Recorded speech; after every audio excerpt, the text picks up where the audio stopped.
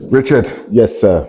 how you doing? I'm good. How are you? Blessed, always, always. Really Highly fun. favoured. Yeah, really appreciate you taking the time out to come Of course. down. We're here to talk about Union Black, part of the Fresh Cut series, which you were a part of. The film delves into relationships between Black, African and Caribbean communities in Britain, right? Yeah. And I just wondered, having roots in the Caribbean yourself, how did working on the program challenge or reaffirm your understanding of those dynamics? Do you know what? I'm always learning, all right? But I came from a family who were very big on you knowing your lineage, your roots. And not in a drumming it into you sense, but it was just everyday conversation that things were said that it just seeped in and you just naturally knew. So I think it was the time period that I grew in, because my parents, mum and dad, were both Jamaican, but they came here when they were maybe 3 or 4 years old. Yeah. But I was also raised by my grandparents on my mum's side, who came over in the Windrush. So I grew up with firsthand experience of living with a Windrush family.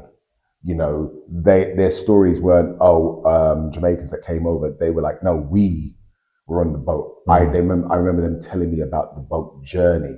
So you got to think about that. That would be even though it's a horrible parody, but that would be the closest thing to a person that was enslaved talking about the boat journey. Do you know what I mean? Like my grandparents spoke about that. My grandparents talked about the ports that they stopped at. And my granddad was always like, even though he'd never been here, London is where we are go, right? And I understood it because he was a Kingstonian like my grandma. So he was going from city to city, right?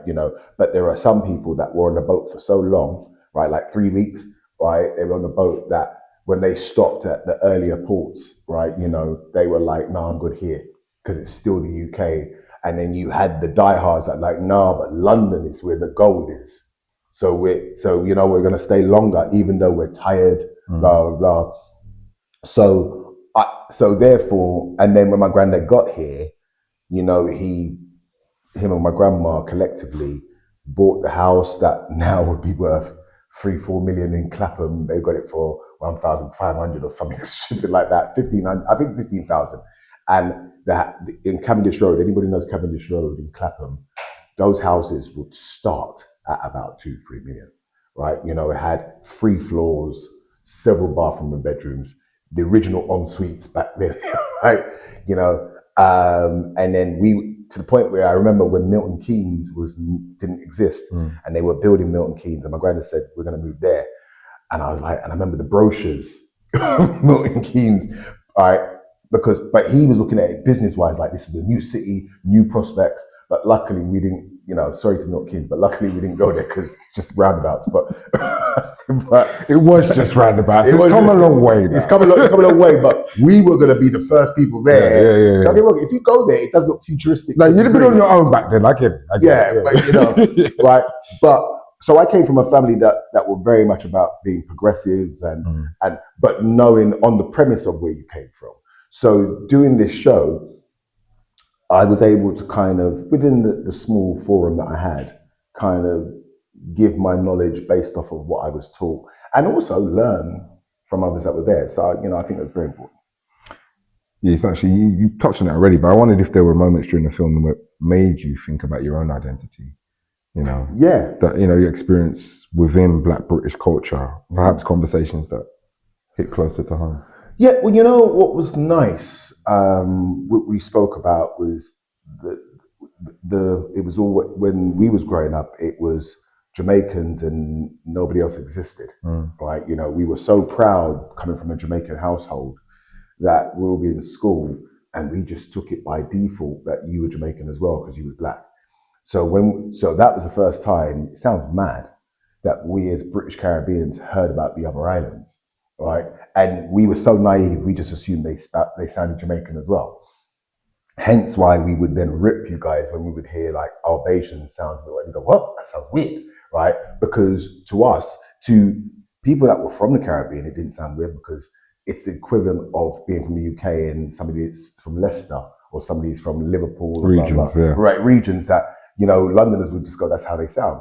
But for us being Black British Jamaicans at the time, all of a sudden my friend was Guyanese, or my other friend was Trinidadian. I was like, what? Where's that? I mean, you would have thought now with everybody having knowledge at their fingertips, everybody would go, but it's like back then in the 70s, right? You know, us kids, we're learning our identity as Black British, and then most people spoke Jamaican around us, so we just assumed everybody was Jamaican. Then the conversation that was held on the show was and then there were a handful of Africans that were there, because Africans didn't come until a bit later, but there were some that were there and that came maybe in the 60s and 70s.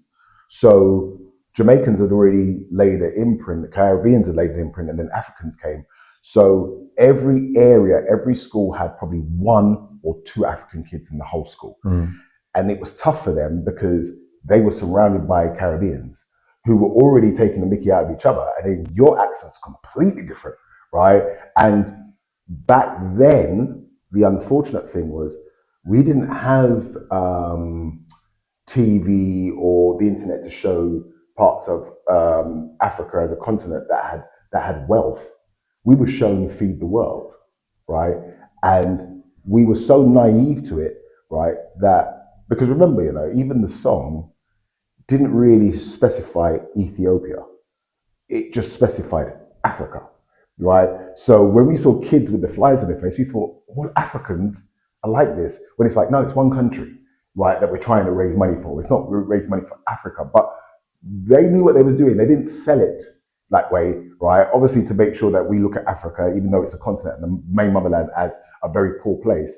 But we've had to relearn, right, that Africans have been going, do you know that you go to some parts of Africa and it's rich and blah, blah. And we're like, really? But it's because we were conditioned to believe like Africa's poor. And then hence, obviously the ridicule would come, right? You know, so I thought it was very good that we was able to kind of explain where that came from, right? I mean, that we were pit against each other without even realizing it, so to speak. You're known for your comedic sharpness, right? So how did humour serve as a bridge in tackling the sensitive or uncomfortable topics about intra-community tensions?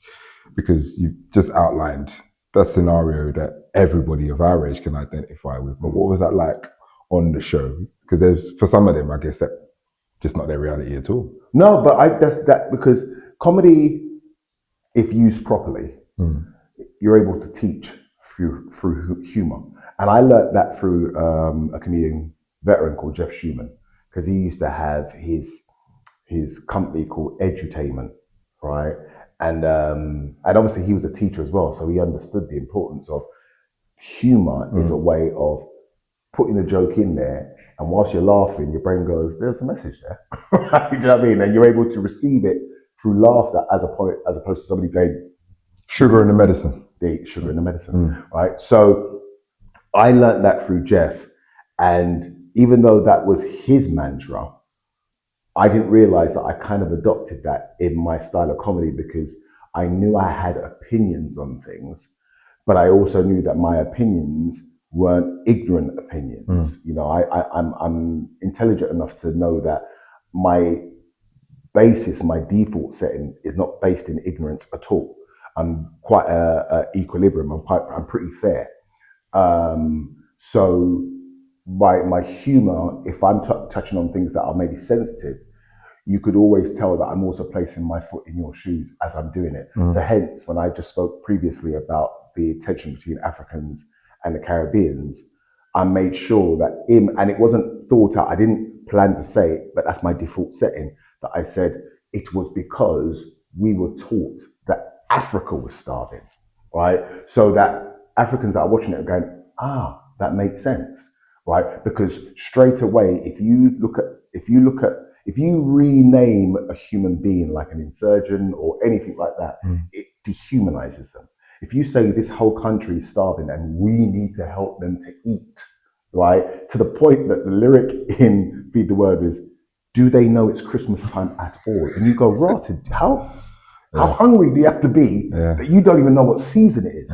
But the power in the lyric is strong, because you go, oh my God, they don't even know it's Christmas, right? They are so beneath us that they don't even know what season it is, right?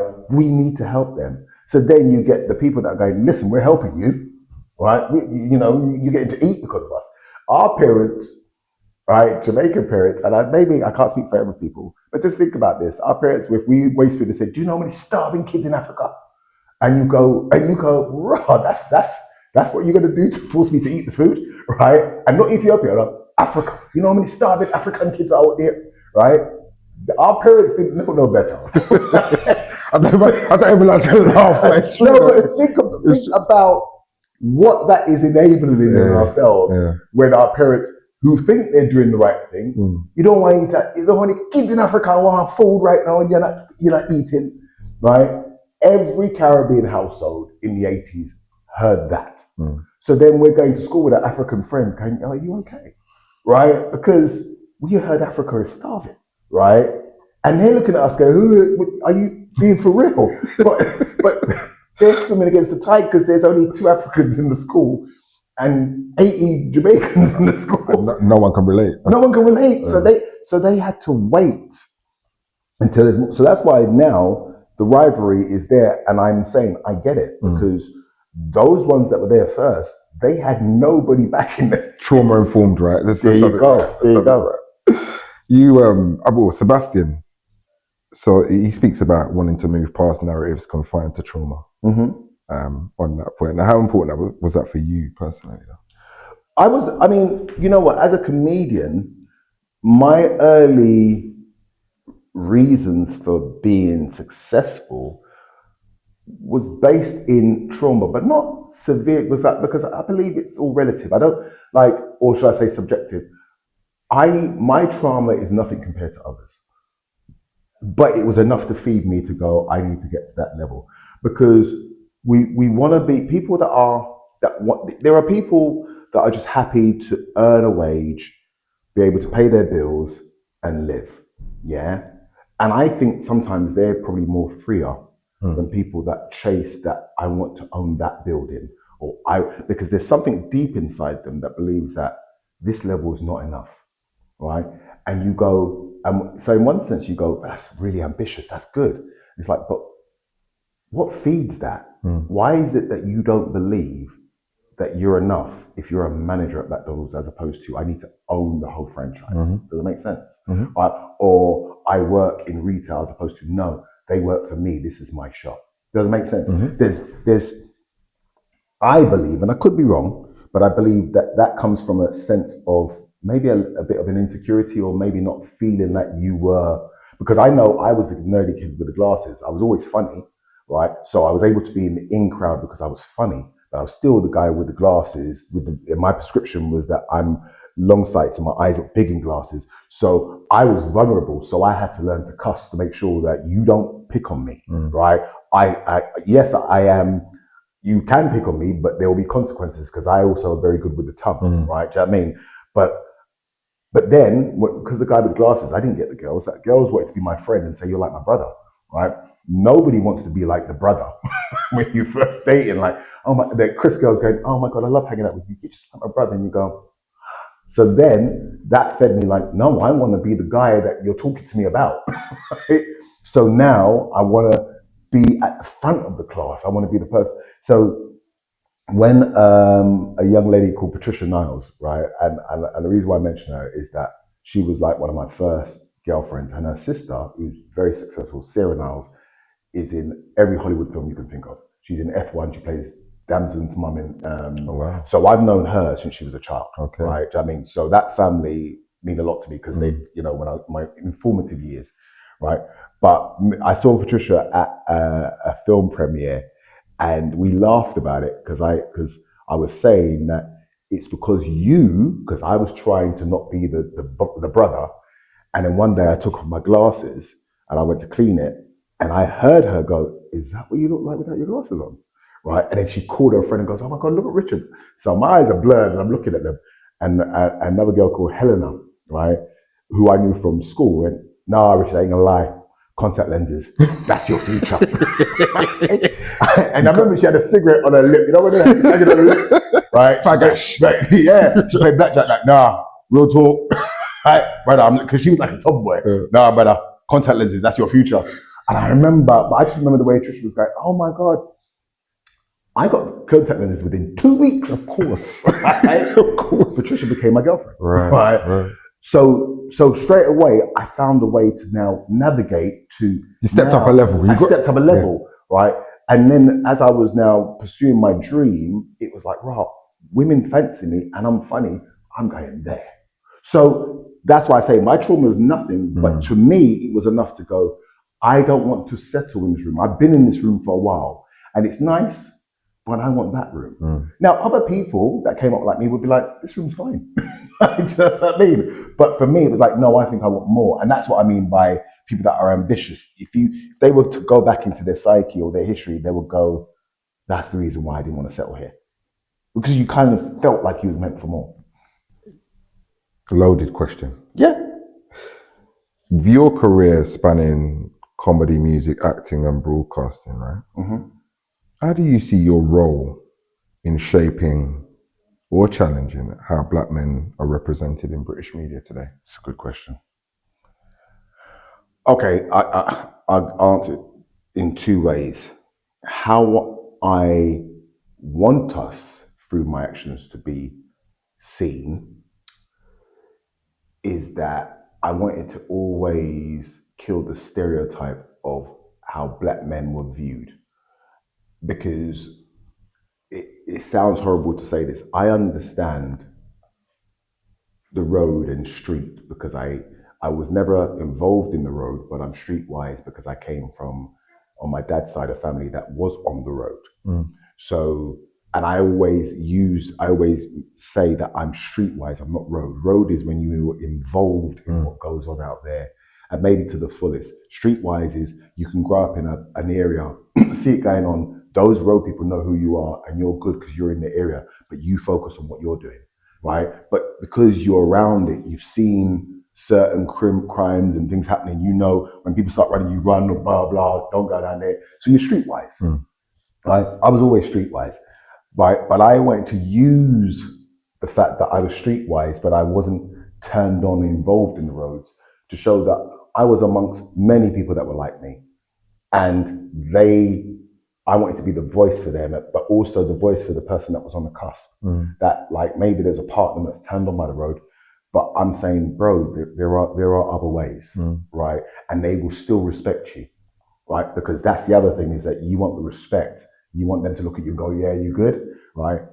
And if you look at my path, there are bad men from many areas, right? That when you mention my name, they say, no, man, Richard Say. And not because I did anything bad, it's that they respected what I did.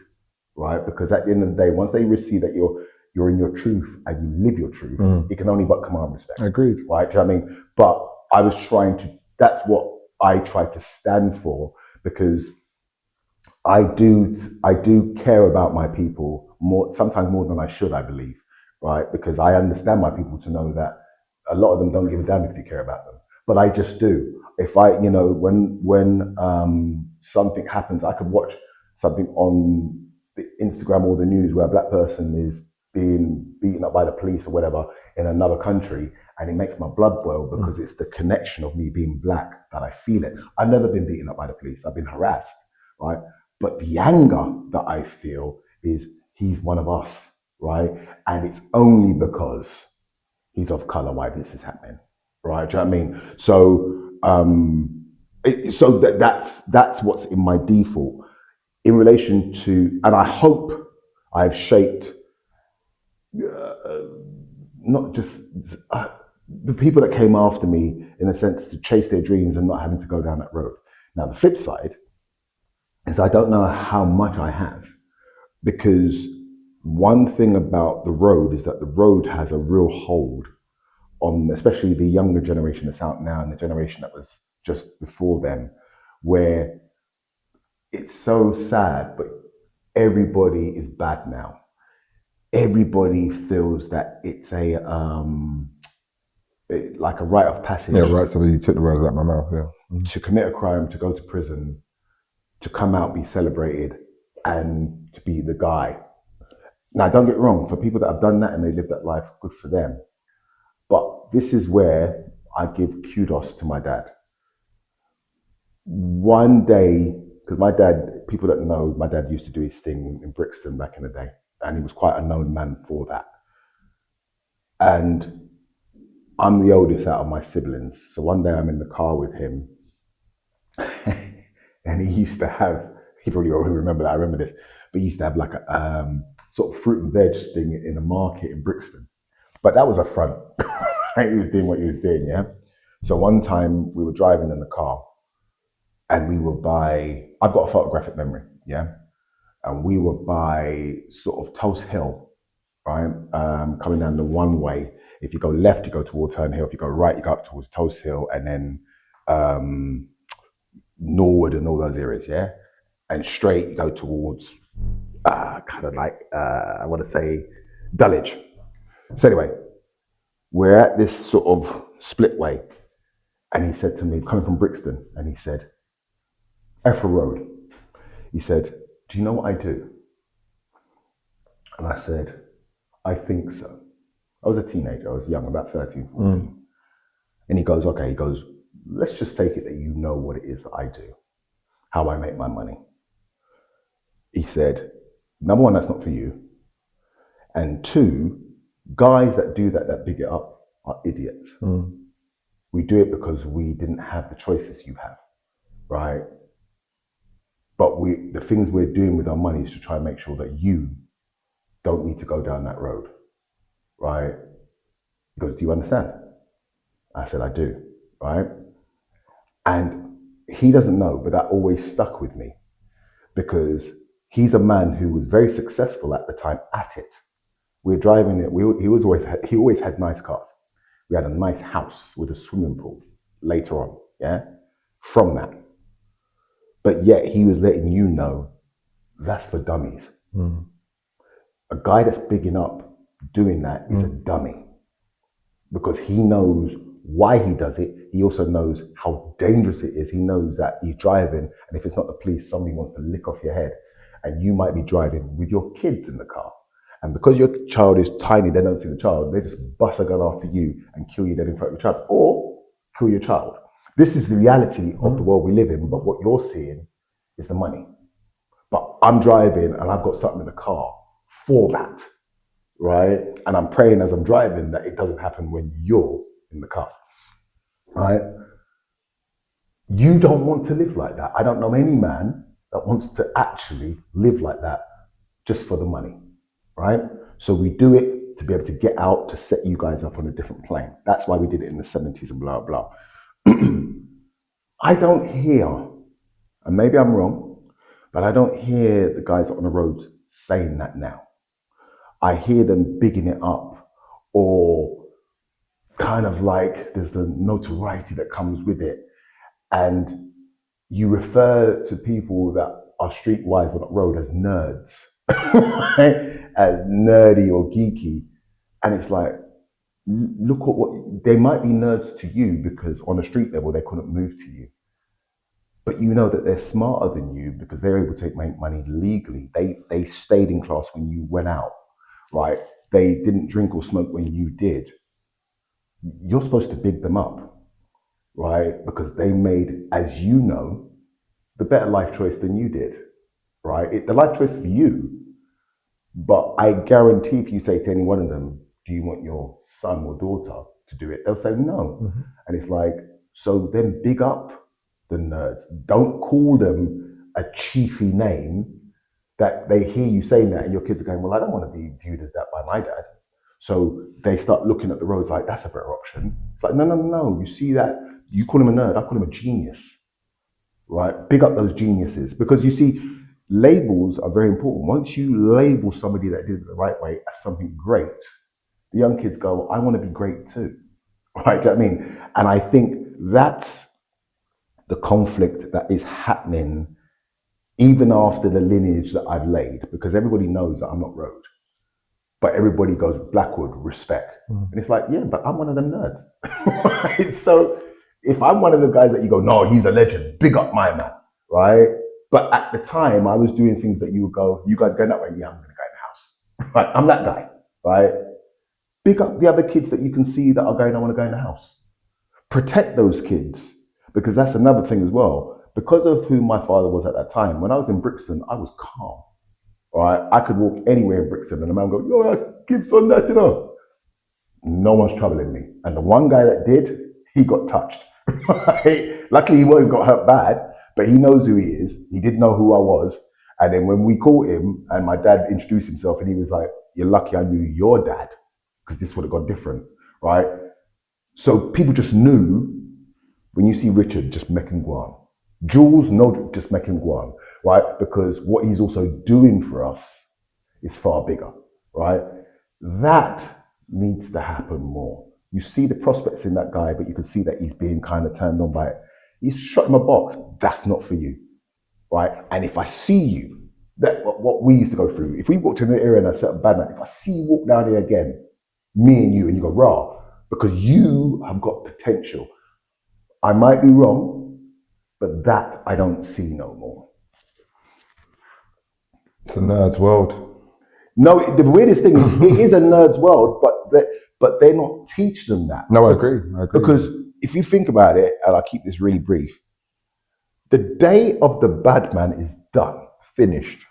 ID cards will be here imminently. Let me explain something to you. They're already here. Oh, no. We as elders... Do you get what I'm saying? But understand. We as elders know, but what I'm saying is, in terms of like tangibly, that's it will be on their phones, mandatory, before they blink. So you're 13, right?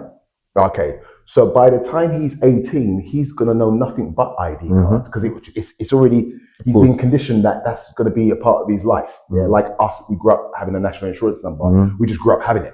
He's gonna have an ID card, and it's gonna be pushed in such a way that when he reaches 18, he's gonna want one, right? Because we wanted a national insurance number, not realizing, right, that means that they know who we are, and we're gonna start paying tax. But to us, I'm an adult. I've got the blue and red card with my national insurance number, right? When he gets to 18 and they go, "Bro, have you got your ID card yet?" "No, but I'm going to get my ID card." Not realizing that you're going to need that to do anything. These kids, and I say it to you because you're young, you see these kids when you see them balaclava and they're doing their madness and they're thinking like, "Well, I've got balaclava on so I can commit a crime and they won't see me." Everybody has a phone. So what will happen is that you commit a crime, the ID card, right, pings, because there's 5G everywhere, right? So it's like tracking you, right? So if a crime's committed at 3:57 on Wharf Road or whatever, outside here, let's say, they will just go to the cameras and go, "These are the people that were in that area at that time," because their phones have alerted us. So we're just questioning those people. So mask or no mask, worse if you had a mask on, well, those three had masks on, so those are the ones we're looking at, right? You will not be able to commit a crime, right?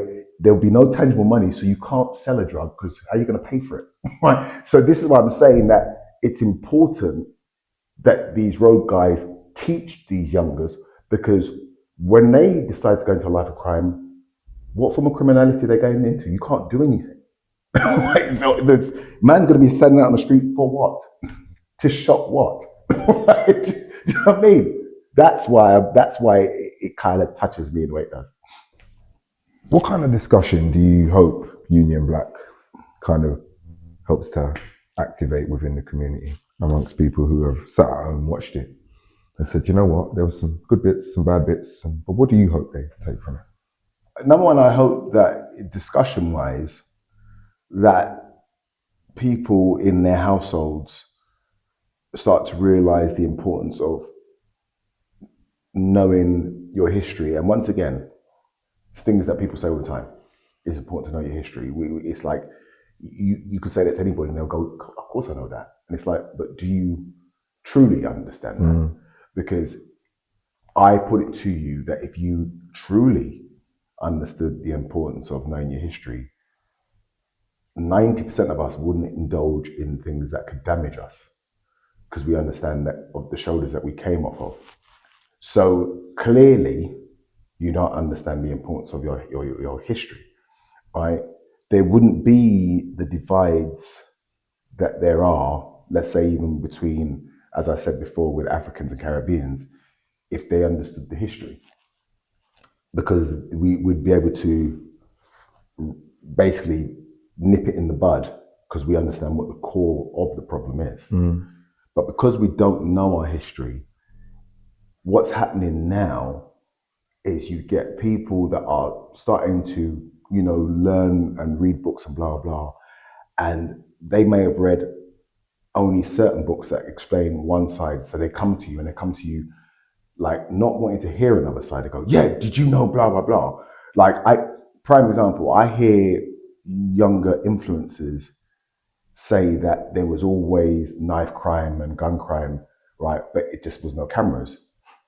And I look at them and go, but you was born the earliest, maybe 88, 89. So you wasn't there. But you are telling me and people that were there about things that we actually saw. And lived. So when I say to you that knife crime wasn't in the way it was now, I'm telling you because I saw it. They would say to me, yeah, but you wasn't everywhere. And it's like, you too don't need to be everywhere, but you can tell me what's going on in this society now because it's a lived thing, right? I can't tell you what it's like in Nigeria, and I've never been, but I read books, right? So how can you tell me how it was in a time that you wasn't there on the premise of, yeah, but I've read things, right? You have no lived experience. Which is why, if you know your history, if you spoke to people that were there and they're telling you this is how it was, right? Yes, you can. I'm not saying that you just take it verbatim, but I'm saying there's wealth in that. They were there, right? Do you know what I mean? And my uncle, when he used to go to and from America because he was in the music industry and blah blah. I remember he brought back these cards, these white cards, and each card about yay big, and it had pictures of prominent black figures in history, right? Everyone, Marcus Garvey, anyone you can think of, yeah. And it had a little biog about them and their picture that was drawn, right? And I couldn't tell you where that is now. He gave it that to me he brought that to me when I was about 9, 10 years old. But I remember looking at it, and that's how I learned about Malcolm X, Marcus Garvey, because I saw the cards, yeah.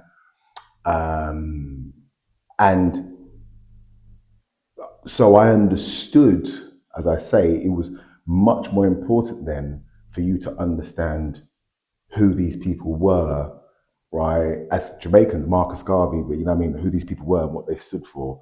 So, because all you're doing is you're taking on the fight from where you are now, now are. They could only do so much and then they passed away, and it's like, but I've done this, so you guys can now do that. Now, the word fight doesn't mean you have to go against the system and everything, but it's like, but utilize the platform you have, right? Because, so when we spoke earlier before this, and I said, I always make sure that people know, as far as I'm concerned, Lenny Henry was my Black British comedic hero, because I understand if we're looking at a tree, family tree, Lenny's here and the branches then form from him, right? Do you know what I mean? And that's just what it is. I don't care how you want to slice it, right? When you see the board and the FBI looking at the board, blah, blah, Lenny's at the top. Lenny might say that, I can't remember the guy before that was from up north, that he's probably there as well. And I get why he would say that. But Lenny was the reason why Black people in comedy thought they could be cool, they could have swag, they could speak about things that were touchy, they could speak about white people and how we were oppressed because of Lenny. Yes, we watched Richard Pryor, but Lenny was tangible. He was right there, right? Delbert Wilkins, we would look at now and go, but when Delbert Wilkins was going, wicked guy, that's what we said. Wicked guy, that was cool. He did that on TV and was like, raw, that's us. Right, then you had the Rue McCoy, right, all these people, Babylon, all these films, blah blah, that came out around about that time, right. Then my lot, after Felix Dexter, rest in peace, then my generation come, right. But we all came from the branches that Lenny was the tree from. So I'm always gonna say Lenny first, right? Because I understand in doing so how powerful that message is to the people that are coming up and go, who's Lenny? right? You better do your research, right? Do you know what I mean? I speak about, when I speak about rappers and the rappers that are doing well now, but I was there when the Cookie Crews and people like that were like for instance, you will hear, this is what I say about knowing your history. You will hear rappers go, "You guys were goofy, man. You were rapping in American, right? You weren't speaking in English," and they laugh at them, not realizing if you wanted to make money, you had to rap in American. Right? I mean, you didn't have the free will to just rap. You're not gone anywhere if you started rapping. Yeah, if you like, man, the English cadence was not working, right? So don't get me wrong, there were, of course, there were Rodney P's. There were people that were doing it, and they stayed true to that, and that was them, and that's fine. Exactly, right? But they were a small. That's why we could say London Possible. We could say Demon Boys, right? But the rest of them, right, especially from that and going back, had to rap in American, right? Because we wanted to be recognized in America. That's where the money was. British rap wasn't selling. Rap's only 50 years old, bro. In America. Hip hop's only 50 years old. Like in the UK. And that's what I mean. I'm using that as saying, what is that? What is 50 years? Right. Nothing. So in the UK, it's far less. It's even younger. Right. Yeah. So, but because I was there, right? I was there. I remember I'm born in 72, right? Rap started in the 70s, right? So I was there at the birth of rap. I bought the message as a 12-inch, right? When I was in America in 1982, right? Do you know what I mean? Right? So when they're talking about, like, you know, when you see films like The Warriors, I went to New York to see that it looks like that then, right? Do you know what I mean? Right? Broken glass everywhere. It's like people of my generation that went to New York, that went to the Bronx at that time, you got a generation that don't know that the Bronx, you go there now and it's been gentrified, blah, blah. The Bronx, you saw buildings that were burnt out and people lived in them. Do you know what I mean? Kids are playing on cars that are mashing bricks. I saw that in real life because I went to America. My family took me around. I was like, bro, people, like, you lock the car doors, right? So I say all that to say that I'm not one of the people that laugh at rappers that rapped in American because I'm knowledgeable enough to go, I was there, man, right? If they didn't do that, they didn't get a break, right? And they did that so you didn't have to. So you shouldn't laugh at them. You should part of the journey. Yeah, you should big them up and go, raw. If it wasn't for the Phoebe ones and these people here, I wouldn't exist, right? And you wouldn't, right? Do you know what I mean? And that's what I mean, right, when I say that what I hope from this show is that people really invest in understanding their history, right? To then kind of go, okay, now I'm saying that I want to be, let's say, in entertainment. What am I really pushing? Because I know where we've come, right? Because I saw a Pound Sterling did a thing. He's a good friend of mine. And he said, Ra, you know, the podcasters now are like beefing with each other. But when I look at where our family came from, our forefathers would be going, why are you guys fighting? And some people took offense to it, but I understood what he was saying because it's like, hold on a minute.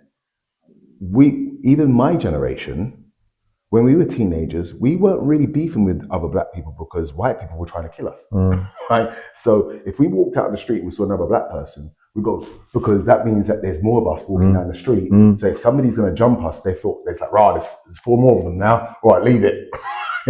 So because we grew up knowing that if we saw another black person, you good, right? And he's like, yeah, man, you're safe, right? Because there's 12 of us now, right? And that made us bond. Where you from? Bro, I'm from East. Blah, blah, blah. But guess what? We're in an area where it could be touchy. So we're all friends right now, right? I came from that generation. So if you think about the premise of what I'm saying, now that we're not being chased is the reason why we go, now I've got a problem with you. And it's like, but that problem didn't matter when we were being chased. And is it even a problem? So is it even a problem? Does that make sense? If you peel back the layers, do I really have a problem with you? Right, do you know what I mean? Because when Mark Duggan got shot, everybody got together and was like, no, the enemy's that. Well, that's why I love the name of the show. It was Union Black. Yes, thank you. And what I'm saying is that we have moments, in our history where something happens that makes us all come together and go, rah, there's a greater good here. And for me, the problem comes is that, and then when that dies down, we don't go, we're friends. We go back to, anyway, back to you. I don't like it. And you go, oh my God, what was the point? Right? Last thing I would say on this, I went to see Malcolm X when it came out at the cinema. So that I'm of that age, Right. yeah? I went to see it at Streatham Cinema. I never forget, we're in the cinema. There were so many powerful moments in that film, blah, blah. You know, when Malcolm X did that and he went like that, and people went, the cinema went, people don't know the cinema went, zoop, zoop, zoop, zoop, zoop, because it was the unity, yeah? Okay. We came out of the cinema, and man them that didn't know each other was standing outside Streatham Cinema. It's not there no more now. The one that was closer to Streatham, right, was there reasoning, right? Black man, blah, blah, blah. And I never forget it. Like, strange, you know, we're all chatting away, blah, blah, blah. Big congregation of us by the lights. Then all of a sudden, one black youth ran into the road. Now that's a big road, as you know, being chased by two other guys with bottles, right? And he ran out into the road. For his life. Yeah, you know that run. Yeah, he ran out into the road like he's running down towards Streatham, not Streatham Hill. He's running the other way, right, towards the McDonald's. And there used to be a barrier thing there. Before, now you could just go straight across, but before there used to be a thing that you had to climb over. So he's running, he's hit that, and he's running down the road. And you see two men with bottles chasing him. And man's going, run, because it's like, if they catch him, they're going to hurt him. It's finished, yeah. Right? So he's run, and hopefully it looked like he got away because he was fast, and right? And we all stood there and we went, wow, that took 20 minutes. We come out of the cinema and everybody's on some peace, brother. Peace, brother. And just like that, somebody went, you know what? And chased it. But we just saw a film about how we were oppressed. And then we all felt the same way when we saw that Malcolm X was killed by another black guy. We saw when Malcolm X looked at him and smiled, and the guy looked at him like this, right? And the feeling of like, brother, he's one of us. 20 minutes later, the guy got chased, and we all went, oh my God, we're really in trouble, right? And that, once again, is the thing that always gets to me, is that if we don't really, there's no point just saying, yeah, man, I know my history, but do you act on your history? I don't push another man down as a black man because I understand the history, right? Do you know what I mean? So I'm able to put my foot in his shoes and go, he messed up or he shouldn't have done that, but okay. But I'm not gonna, because guess what? No other race does that. Think about it, no matter what they do wrong, somebody will step up and go, but the thing is, right? But we don't do that. Last question. You mentioned a few things that I could go on about in this interview. Photographic memory. Yeah. I'd love to know how that helps you in your day-to-day life, and I can only imagine over the years that's been a godsend, right? Yeah. My last question is more like, what's it take for this type of programming to be on as standard, as a matter of course? Why has it got to be sat in BHM and all right, it's done now, so it's forever? Okay, it's out there, it's going to be available as a resource in 10, 15, 20 years time, as long as no one will archive it, like a certain other show that we know they lost the tapes on. But in terms of in terms of like just why we don't get more of this, what are your thoughts on that? I saw an Instagram post yesterday. A white girl in America, right?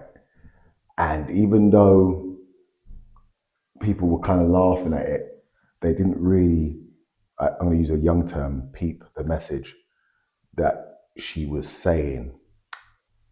And if you've seen it, you can just nod to acknowledge that you've seen it, right? But people at home, if you've seen it. But the white girl says, I don't believe it's just because black people are a different color to us why there is this real plight to make sure that we knock them down every time. She was like, is it really just because they're black? Like, do we hate them that much that through history to present day, there's always a block or there's always something that we're trying to do to make sure that black people are not seen as equals? And she made a joke and she goes, do they have some kind of superpower that maybe people in the past knew about, that knew that if they knew how powerful they were, it could really be a problem? Because she goes, I'm sorry, I just can't believe it's purely because they're black. She goes, because there's other races that we're not as passionate about that are not white. But there's just something about black people that she goes, and this is a younger, she couldn't be no more than, she was under 25.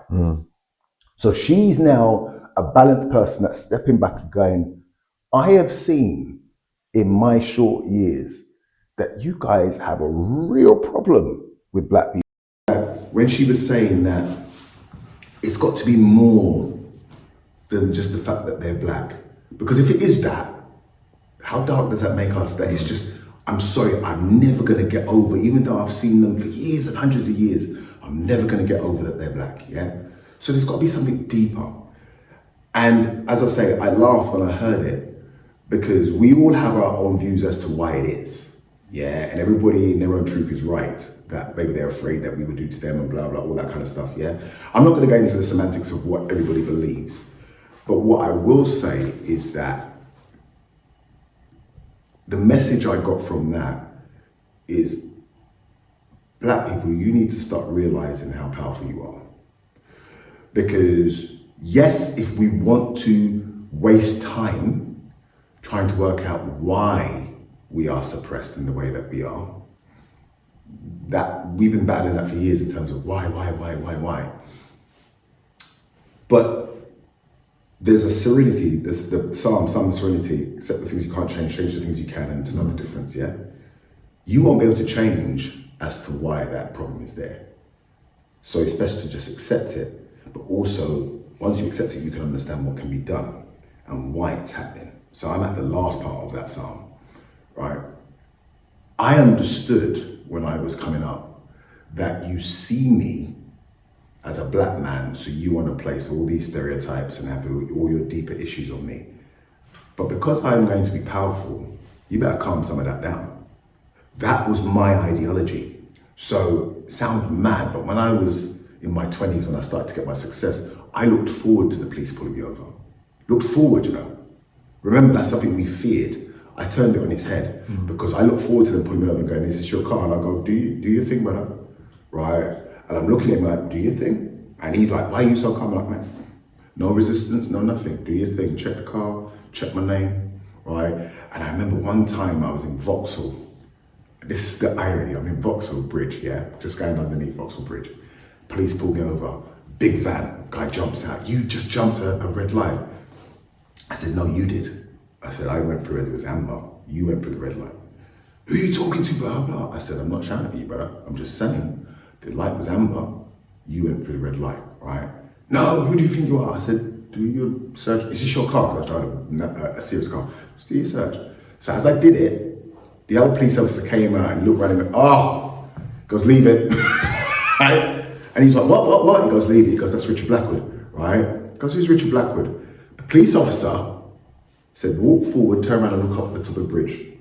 The bridge was my poster from one side to the other, right? Richard Blackood, Urban Chic, Richard Blackood TV show. He goes, look at that. He goes, that's who he is. He's got his own talk show, Channel 4, right?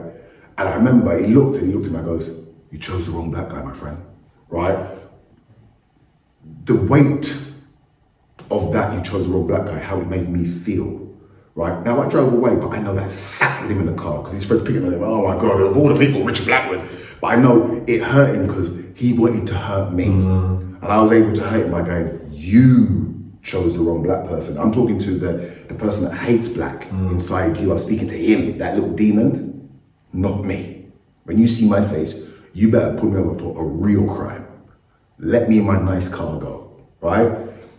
I built myself to the point where I could do that because I understood my history. I understood what I'm going to be in society. I'm going to be the person that when a white person looks at me, I went to buy a Cartier watch. Me and my brother, right? My younger brother Marcus. He's a big man now, but you remember, right? These are all points in history that I'm saying about knowing your worth, right? And why you choose to do things to become successful. I went to LL Cool J had an album out, the GOAT album, and he had a Cartier Pache watch with the grills on it, yeah? And back then, watches were a big thing in the UK. And I was saying to my brother, I think I need to get a watch. My brother was always ahead of the loop. He goes, bro, Cartier Pache. And I went, what's that? Goes, and he showed me the album cover. He goes, get it without the ice on it. He goes, just get one. I goes, where do we get it? He goes, New Bond Street. Right? Went to New Bond Street. It's really embarrassing to say this. So I saw it in the shop. It was $4,500, yeah, which back then is a lot of money, right? So it was in the shop window. So I was like, right, it's there. So I went to open the door, and there was an African guy at the door.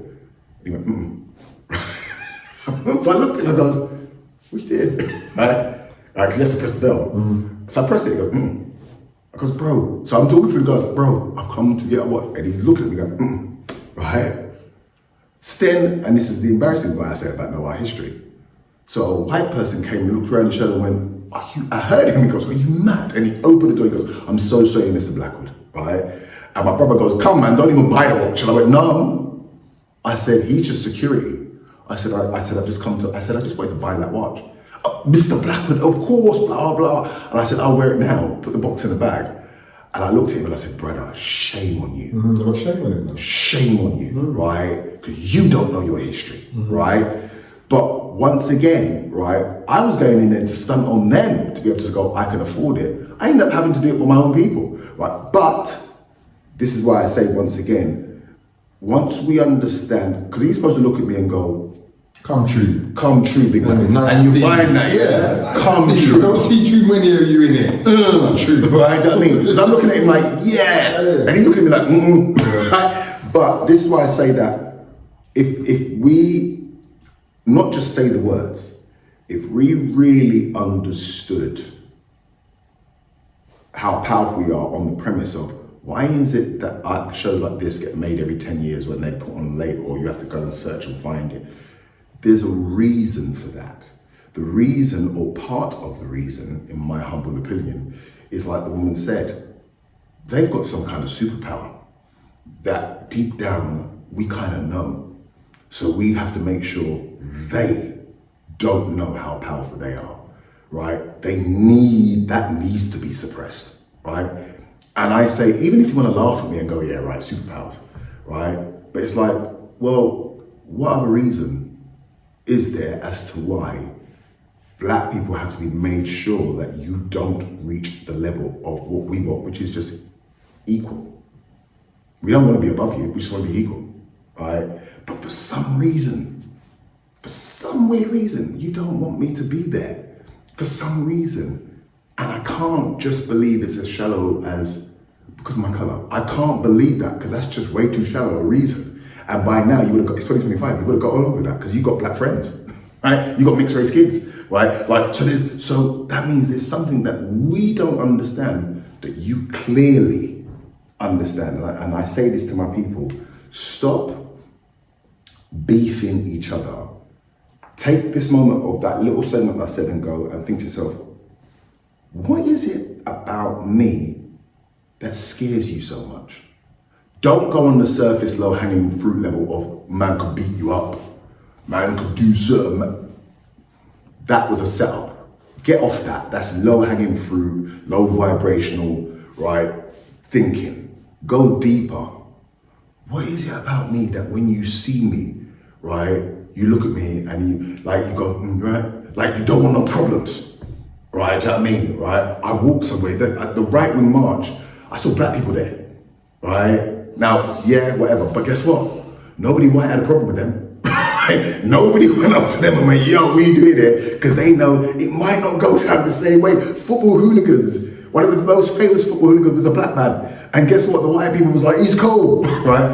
What was it about him that made you go, do you know what, rather him on our side, right, than have a problem? These are things that if you understood your history, you would understand these people were National Front. They were football hooligans, but one of the most famous football hooligans was a black man who was the leader of that crew, right? And deep down, you know what? They couldn't rush him, but guess what?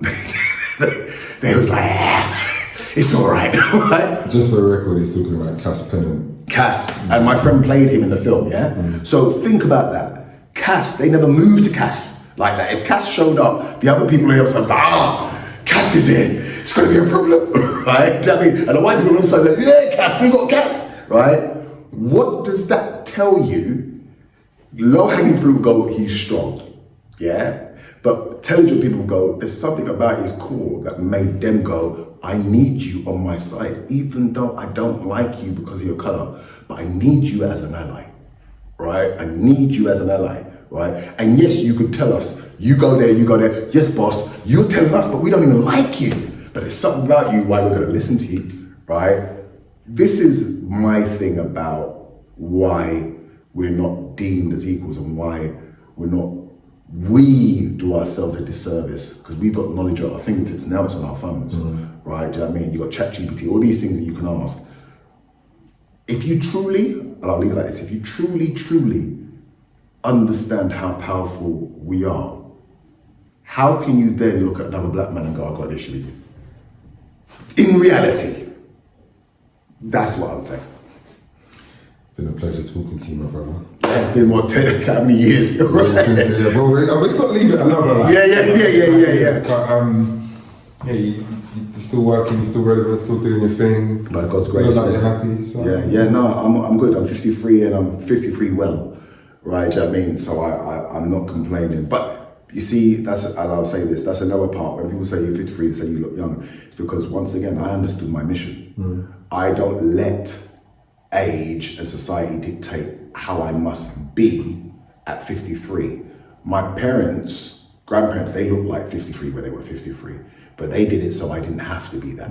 So I go gym, I do martial arts, I look after myself, I don't drink or smoke, I'll have a Red Bull, if that, right? In terms of anything that you go that's harmful, I don't put nothing bad in my system because I understand that there's a reason why I'm here. There's a reason why God has blessed me to look young still, right? I mean, so now I'm trying to speak for the middle-aged men out there and women and go, just because you're middle-aged, don't let society dictate that it's over for you, right? Because if you think about white society, Sex and the City, those women were in their 50s and that show had seasons, it had a movie because it was promoting that because they're older women in your eyes, they've just arrived.